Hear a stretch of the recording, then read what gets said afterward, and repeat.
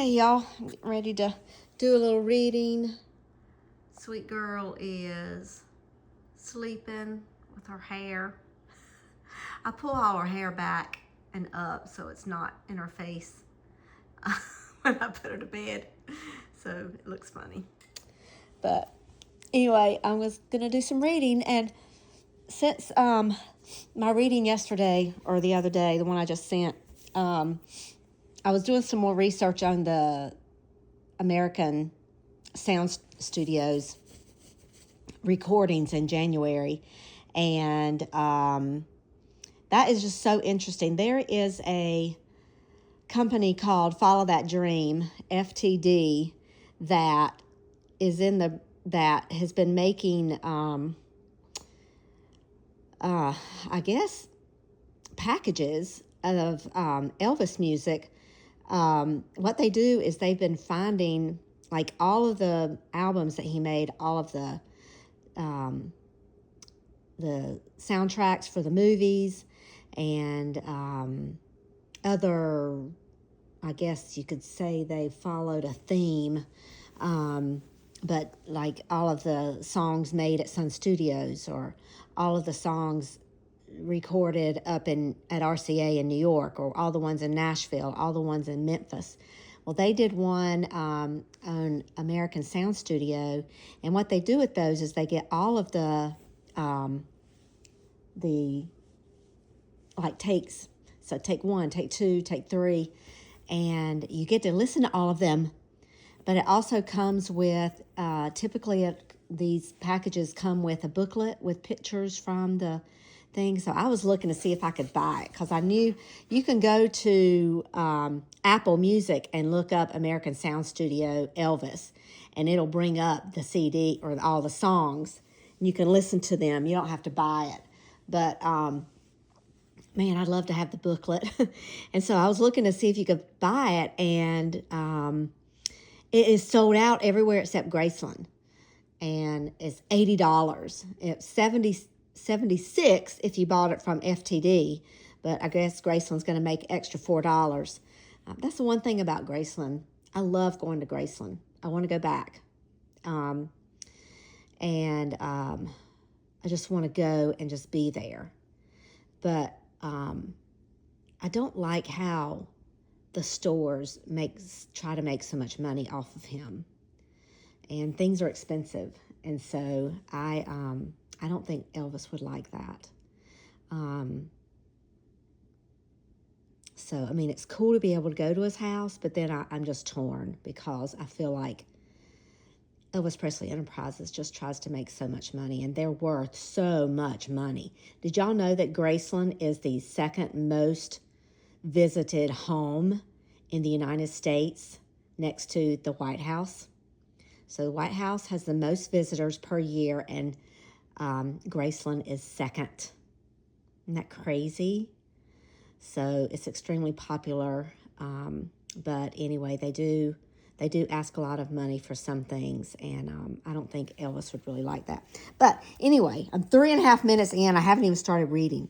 But I was going to tell y'all, I did some more research on that American Sound Studio, and I looked up that Elvis Presley Australia.com, whatever that website is, and was reading all about it. And so he started filming on January 12th, 13th, 14th, 15th. I guess it was January 13th. And he recorded for 3 days. Said he came in that night with a cold that had been bothering him for a couple of weeks. And they recorded 3 songs that I'm pretty sure they said it that first day. But he still went back the second and third day. And then because the cold turned into full-blown laryngitis. But so I was listening to the American Sound Studio recordings, and I listened to the songs that he recorded. And The Long Black Limousine is such a great song. That one, and then I've Lost You, or something like that, is another one. And then the other one he sang, da da da da da da da da, la la la la la la. can't remember the name of the song, but that one, oh my God, they had to record it like 25 times because his voice kept cracking, because it's really powerful at the beginning, and his voice would be singing on, and he would bust out laughing. I'm going to see if I can get that recording. Kelly, I'm afraid it might be on Apple. You might not be able to hear it, but it's hilarious. Him laughing, he just starts laughing at himself when he makes that funny noise. But anyway, it's funny. So he got the full-blown laryngitis for 3 days, and then he came back on the 4th day. So I think by the end of the 3 days, his laryngitis was gone, or better, enough that he could. So I'm thinking that he may have had Lucy fly in of those 3 days, the 2nd day, and then he didn't spend the night, did he? Did he spend the night with what we just read? I think I can't remember. Now I can't remember already. But anyway, I think it was in the middle of that, because then he went back on the 20th and recorded until the 26th. So and then they recorded like 35 songs. I mean, they recorded so much. They ended up making 2 albums from it. One was Elvis back in Memphis, and then another one was Memphis to Las Vegas and Las Vegas back to Memphis. And I think they've just got a bunch of songs on those. And anyway, so I just wanted to let y'all know I did some more research on that, because he calls her, she said mid-January of 69, and that would have been in the middle, flat smack dab in the middle, because if she came before that, that would have kind of been early January, because he started recording on the 13th. I mean, she could have come out there. But also, in the middle, while he was had taken those 3 days off, he was talking to some of their music. What they had to choose from for him to record was getting lower and lower. And the music that they were getting sent to them was through this company called Hill and Range, which they wrote a bunch of really good songs, but especially for the movies. But the Colonel got part of each record or song that Elvis recorded. And so Marty Moon Lacker told him that, nowadays it was a lot different than the 50s. There are a lot more songwriters, and there was a lot more competition. And so Elvis was kind of like perplexed. He said, I don't care about getting a cut from the songs. And this was a time when, for the first time ever, he was going to this American Sound Studio without the Colonel's permission. He went behind the Colonel's back and recorded this. He didn't go to an RCA thing. So he went behind the Colonel's back, which he never did. So they talk about how it was such a individual thing that he did to do this. And because he was riding high right now on the success of the 68 special, and they needed to pounce on that. And so he wanted to get some good music and not just the lackluster stuff that was coming from Hill and Range, that was from the soundtracks from the movies. He wanted something with more oomph to it. He's R&B. He's like cutting edge. That's just the way he did things in the 50s. And he's wanting to do that again, because that's his creativity and that part of him that just needs to express. And this other stuff was just blah. So he told the guys, when he thought about that for a minute, and then he turned around, he told Moon, he said, I don't care. I don't want to sing anything unless I believe in it. And so I want you to bring me everything. And if I'm not if I get a cut for it, great. But if I don't, and I like it, I'm still going to record it. So I want you to bring me everything you have. And then he looked at one of the guys in his entourage, Red West, was also a songwriter and wrote a couple songs for him that he sang. but he kind of had an in with some other people. He said, I want you to get all the music you can for me. And another guy, he said, I want you to bring in all the music. So for those 3 days, they were listening to a lot of music. So he was kind of down about all of that. So that was his career. So he was feeling down about that. He was really down about Priscilla. Now, I do want to say one thing, that he did not want to be married to Priscilla, but the fact that she was cheating on him really hurt his pride, that male pride where a man's feeling rejected by a woman. So he was upset that she was cheating on him. And when their marriage ended, he was very upset that the marriage ended, because he felt as a failure to a marriage. And he was trying to make it work, like Lucy was telling him, give it a good try. But she just was not the woman he should have married, and did not meet those needs. But even so, when the marriage came to an end, it was crushing to him because he felt like a failure as a husband. And so anyway, just kind of keep that in mind. All right, so let's get started reading here. This is July 1969. Okay, here we go. Despite the physical reunion in Memphis, Elvis's calls were as infrequent as ever. There was never a pattern or reason to them, or if there was, I couldn't detect it. It didn't upset me too much. In fact, I preferred it that way. He was such a mixed blessing. When we were together, he brought the only love, ecstasy, and passion I have ever known, but not without a price. A fear of being exposed, pressure to change my life, personal guilt about Desiree, and religious guilt about our adultery. When he didn't call, I missed him, but there was a sense of relief. When he did call, it shook up my life. Our relationship never had been routine, and it never would be. So that makes a lot of sense. Like, I can so understand that. It's like she wanted him so bad, but yet that, the pressure to change, and it was just, and it upset her life. And until they were married, she just, she felt guilty. He phoned in late July and said he was rehearsing for his live performance the following month. So in the meantime, in February, the International Hotel was being built in Las Vegas. They were trying to revive Las Vegas, or maybe build it. I don't know. I can't remember. I don't know if it was dead or not. But anyway, the International was going to be this big hotel. They were going to have a casino in there and live music. And the Colonel and Elvis wanted to tour. He wanted to travel around the world and tour. And so the Colonel had this wise idea of, and he was nervous about security, which I understand, but also the Colonel was an illegal alien from Hungary, and he didn't have a passport.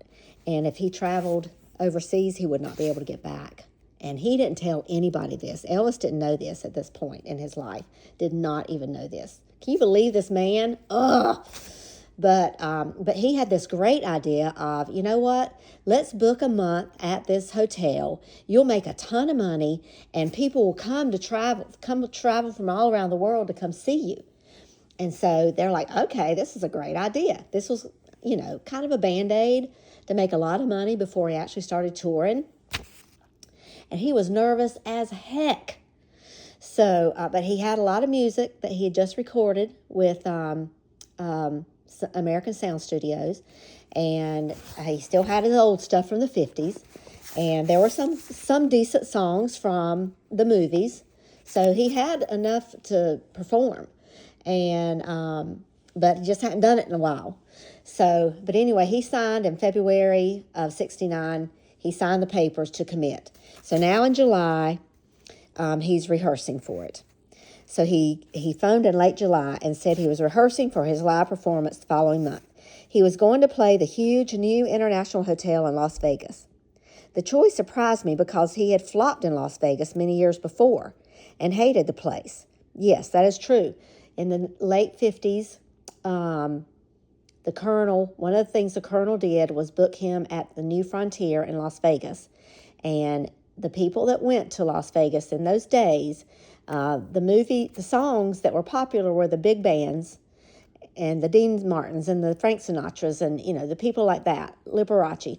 And so the people that went there, when Elvis came, they're kind of like, what is that up there on stage? And what kind of music is he singing? So he had a 2-week stint. And I actually heard they played on Elvis radio the concert, his very last concert, maybe his next to last concert. He stuck it out. And by the time that he got to the end, he started having people coming to see him and that were enjoying it. So, so it was kind of a flop in the beginning, and he was nervous about it. But anyway, so that is true. He had flopped in Las Vegas many years before and hated the place. Now, I don't know if he hated it, because sometimes coming back from a movie, they would stop in Las Vegas,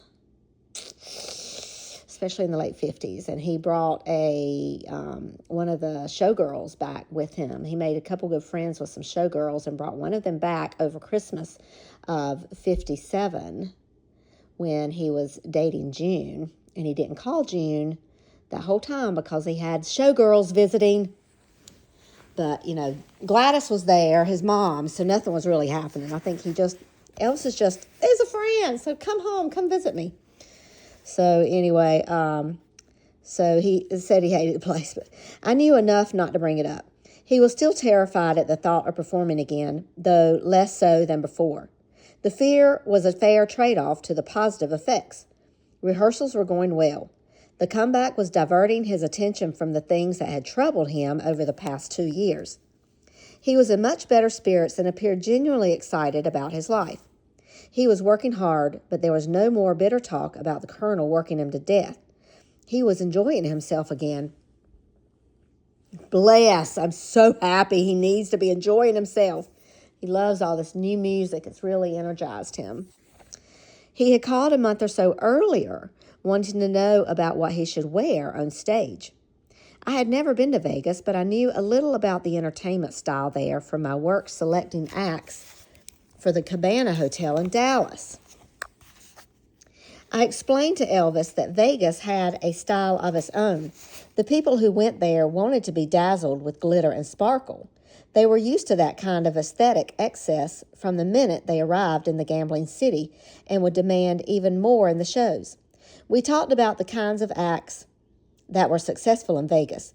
The big production, Follies-type shows with the women in the scanty clothes and giant headdresses were typical of what worked there. The performers who drew the Vegas crowds were people like Liberace, whose blinding outfits were perfect for his audience. I told Elvis that he should think along those lines, but more masculine and suited to his personal style. One quick little side note on Liberace. Elvis saw him perform in the late 50s when he was in Las Vegas, and went backstage and met him. And Liberace was a twin also. I don't know if his twin died at birth, if he was a twinless twin, but I know good and well that Elvis and he bonded over that. So that's kind of cool. Elvis said he had been watching an English singer who was packing the houses there, Tom Jones, and enjoyed his performances. Jones played before a full orchestra, and Elvis decided to do the same despite the Colonel's objections. "Are you going to come? You'll like it. You know what you said about going with elaborate costumes? I have a surprise you'll like." He offered to pay my way and set me up. As usual, my pride wouldn't let me accept, and I didn't want to be discovered. Our brief argument ended with me saying I'd try to make it. "You're going to be magnificent. Don't worry about a thing," I said. "Remember my premonition?"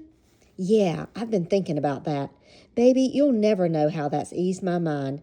If you come, call me when you get there, and please, try and come." So she had a premonition that he was going to be really big. I wasn't planning on going, but as the time drew near, something compelled me to make the trip. I just wanted to make sure he was okay, to see firsthand that his career was back on track so he could be happy again. It wasn't easy. The new house had taken my last cent. I had to get an advance with my salary from Mr. Blakely to pay the $200 round-trip airfare. He was happy to give it to me because he thought I wasn't enjoying life enough. My plan was to fly to Vegas, see the show, then fly home that same evening. I arrived in Las Vegas and was startled to discover that the city looked like a carnival called Elvis Land. His name and image were everywhere. Some billboards pictured him 20 times larger than life. Others simply said Elvis in giant letters. I shared a limousine to the hotel because it was cheaper than a taxi. The people who rode with me asked if I was planning to see the show, quote unquote, as if there were only one in town. Which one? Elvis, of course, they squealed. The hotel was Elvis Land Central. It was plastered with Elvis's image. You couldn't look anywhere without seeing him. The posters led to a booth where the coveted tickets cost something like $15 each. A lot of money back then to see a performance. Elvis had always wanted to keep his ticket prices low because he knew his fans weren't the wealthiest people in America. So the steep price puzzled me. When I walked up, there was another shock. "Sorry, we're sold out," the ticket seller said. I flew all this way and now I wasn't going to get into the concert?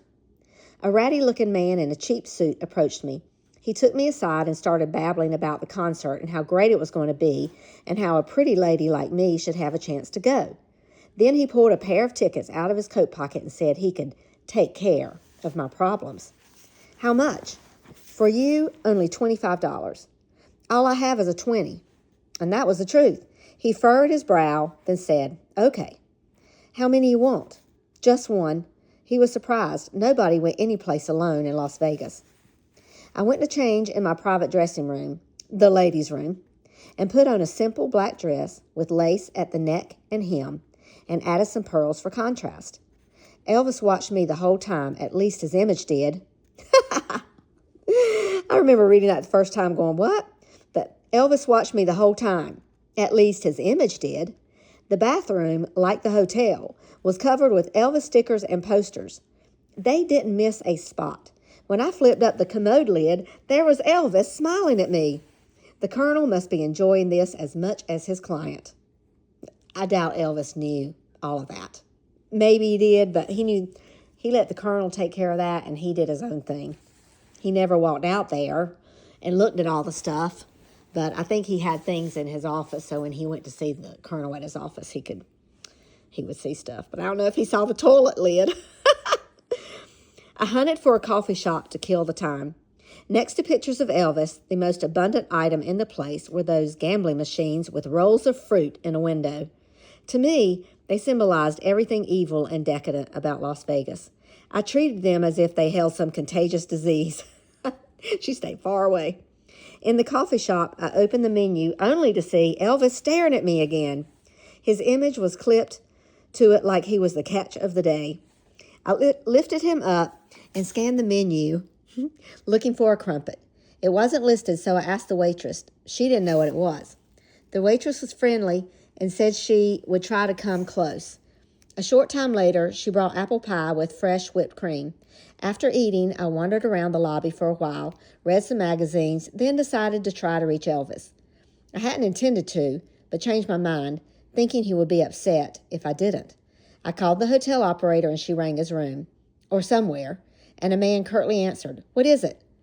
I asked to speak to Mr. Presley. The man snickered and said, "Sorry, he won't be speaking to anyone until later." "Will you wish him luck for me?" "Who is this?" "A friend, Desiree." The conversation made me feel stupid. Of course he wouldn't come to the phone. How many others must have tried? At least he would know I'd been there. Yeah, you can just imagine. I sat near, they were probably just, no calls. And Elvis probably wanted it that way at this time, right before the show, because he was nervous. I sat near the back during the show. This wasn't my choice. That's where they seated me. The fast-talking ticket man's prime ticket was hardly as advertised. Still, the performance was magnificent. Elvis looked great, dressed all in white and in what looked like an embellished karate suit. The crowd went berserk from the moment he walked on stage. Elvis sang a mixture of his old songs, All Shook Up, Love Me Tender, Don't Be Cruel, Heartbreak Hotel. along with his newer ones, In the Ghetto and Suspicious Minds. Then he sang one that pierced my heart, Are You Lonesome Tonight? The one he sang to her in the room. It was too much. The tears started spilling. We were as separated personally as we were physically in the huge auditorium. Elvis glorious on stage. Oh, here we go. We were as separated personally as we were physically in the huge auditorium. Elvis glorious on stage, me hidden in the back. Except for that first year in 1953. Hadn't it always been like that? Elvis's fame and my problems standing in the way of our love. I couldn't take it anymore. I rushed out of the room, through the lobby and out the front entrance, flagged down a cab and told the driver to take me to the airport. Oh, girl. Why do you run? You run. You know he would have wanted to see her, you after the show. But it was just tough. It tore at her heart. The trip to Vegas answered my prayers. Elvis was back on top.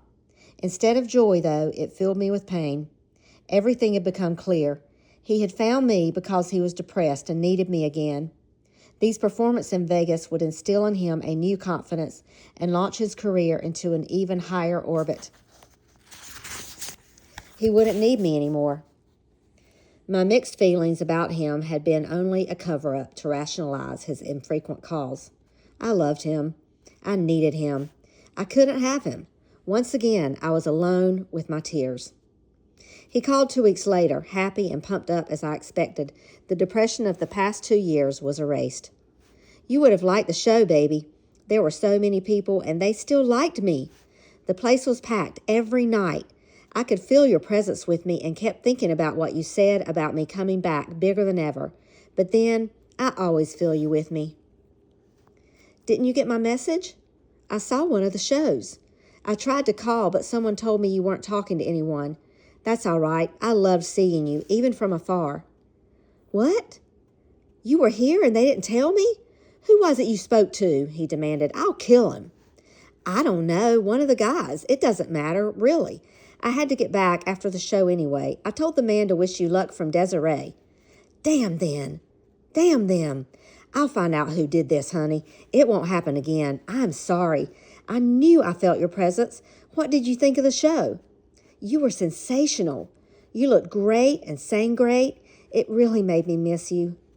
I miss you too, but I don't want you around those creeps here. Damn.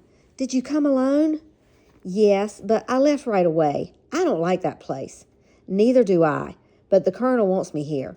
I'm going to go to Europe soon, and I want you with me. Really? I can be your interpreter in France. That will be great. First, I've got to clear up things here. Lisa's in the middle. I love her and don't want to lose her. I reminded him that God would help him with those problems. He said he would call again soon. Elvis did take care of the problem of not being notified of Lucy's calls. Former Los Angeles super cop John O'Grady, then working as a private detective, later handled the phone list of people who would and would not be allowed to reach Elvis after the frequent phone number changes. The mysterious single name Desiree was on the list. I always wondered who she was and when she'd turn up, O'Grady said.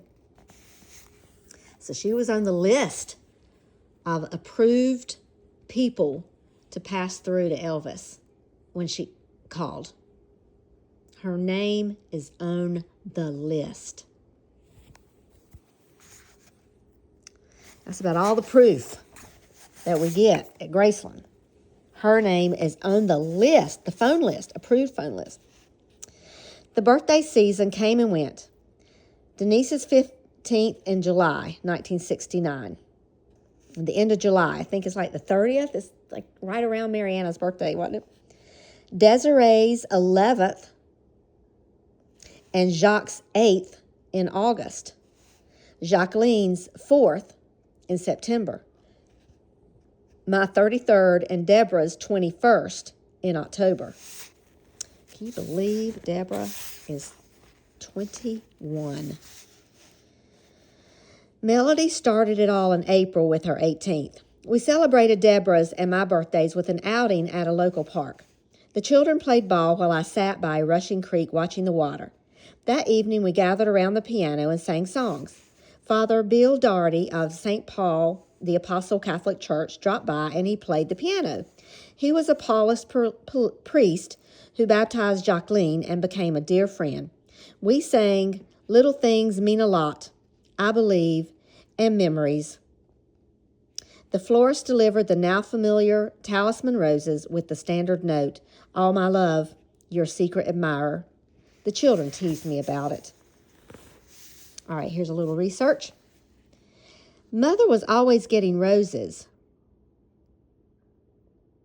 Deborah. Okay, so the guy, the author, talks to Deborah. He talks to most of her children.